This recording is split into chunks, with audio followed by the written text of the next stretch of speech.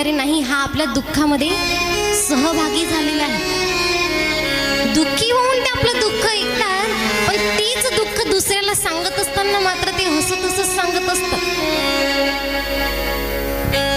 पण कधीच आपलं दुःख कोणाला सांगायचं नाही.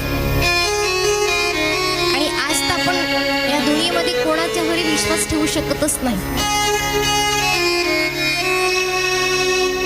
आपण साध्या मनाने कोणाच्याही जवळ आपलं दुःख व्यक्त करतो, पण लोक काय करतात, याच गोष्टीचा फायदा उचलतात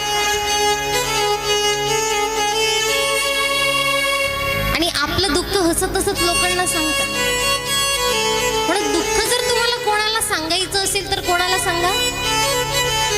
परमेश्वराला सांगा.